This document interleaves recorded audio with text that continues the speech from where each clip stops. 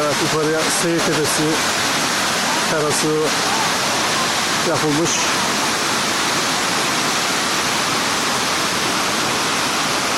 Oradan çıkıyor arkadaşlar.